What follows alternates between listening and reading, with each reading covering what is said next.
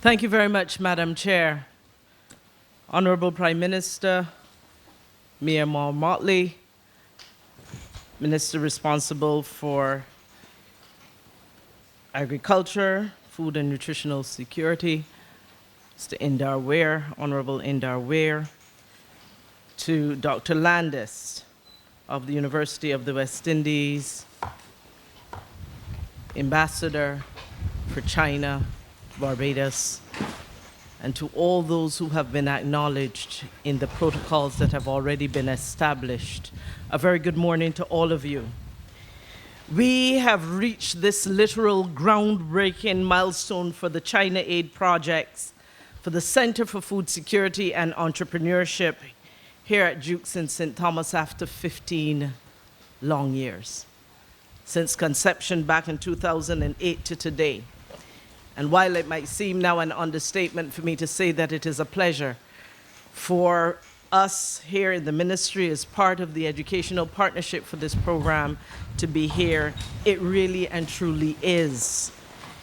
Because having overcome multiple challenges, stops and false starts over the last 15 years, we have pushed through, and I want to acknowledge the support of the task force led by Dr. Chelston Brathwaite that has certainly pushed through and helped us to get here over the last while. But more important, I think, than the pleasure of the moment for this groundbreaking ceremony is the potential that this Center for Food Security and Entrepreneurship holds for the enhancement, the support, and the transformation of both the educational and the agricultural sectors. And fundamentally, I would say, for the businesses and the lives that will benefit from the work that will happen here. Yesterday, when I met with the task force for the China Aid project, and along with our partners in agriculture, education, and international organizations, there were three big themes that came out of that meeting yesterday. One, the point that was made is that we have to make sure that whatever is done here at Jukes and at the whole project in St. Lucie, that they will have a direct linkage to the farmers and the people's lives in this country. That we have to ensure that education has a direct linkage and benefit to the lives of the people here. A second one was to ensure that even as we break ground, we continue to put structures in place and relationships in place that will continue the sustainable funding of the efforts that will be made here.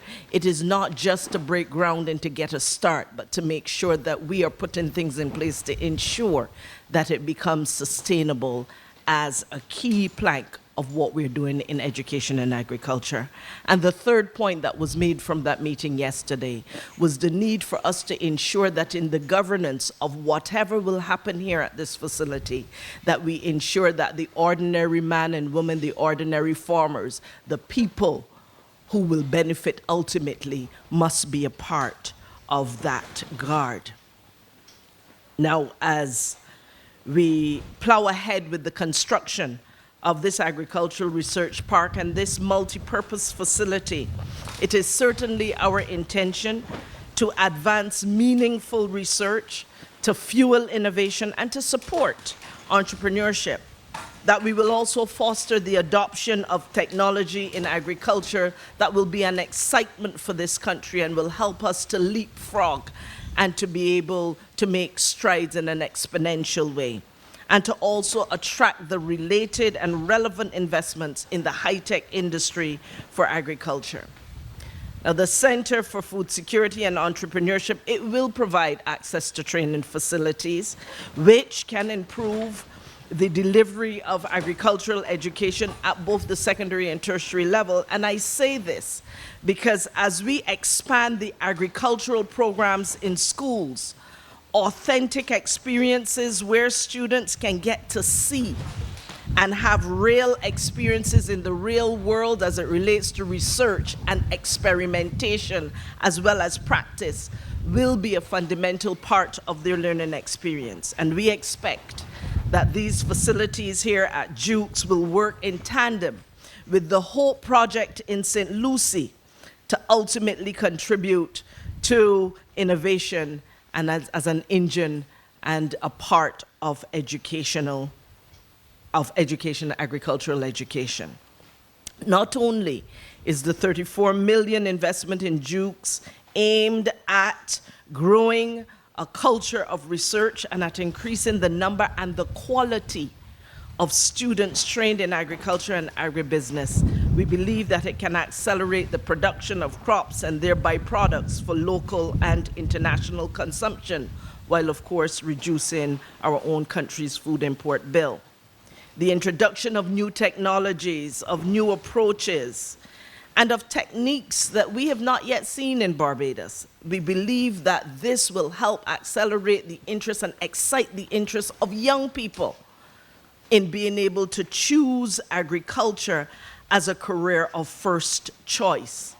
Our interest in education is that we can link learning to livelihoods. That is one of the most critical things we need to continue to do here. And these livelihoods must contribute not only to the personal fulfillment of our learners and those who become adults, but also to our national and regional development. The long-term benefits from a revived venture in agricultural education, they are certainly within our reach, I believe. It will take, however, a continued and a deepened collaboration between our education and our agricultural partners, academia, and our communities, and particularly in our schools. Our Ministry of Education, Technological and Vocational Training, in collaboration with the Ministry of Health and Wellness, we recently launched the National Schools Nutrition Policy 2023. And the relevant linkages with agriculture must be made as we are able to make quality nutrition affordable, accessible, and meaningful in the everyday lives of students. At the national level, we expect that this policy and the work we will continue to do with agriculture will indeed redound to the overall health of this country as we combat the high incidence of chronic non-communicable diseases. We know that this Center for Food Security here and the research that will be done here and the practical work that will be done at the HOPE project, that we believe that that will continue contribute in a significant way.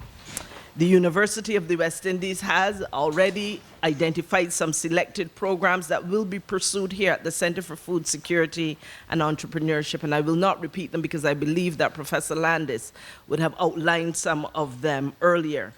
I expect, though, I mentioned that this facility, in aligning with our Hope Agricultural Training Institute in St. Lucie, which we expect to commence its construction in a few months. We expect that it will help to include and ensure that technologies such as solar and rain harvesting and wind farming, that those will be able to be applied in a way that are meaningful, in a way that's meaningful and practical, and where our students, our learners, can certainly benefit. Of course, the work of this Center for Food Security and Entrepreneurship will reach further. You can look into agritourism and many other areas, which I certainly would not touch on right now, as this is not the time for that. What I will say, though, is that I sincerely thank the people of the People's Republic of China for the grant funding and for the collaboration with our Ministry of Education as we have sought to set up the project unit that has been leading this effort in an ongoing basis. And we look forward to the continued collaboration and friendship between our countries. Thank you very much.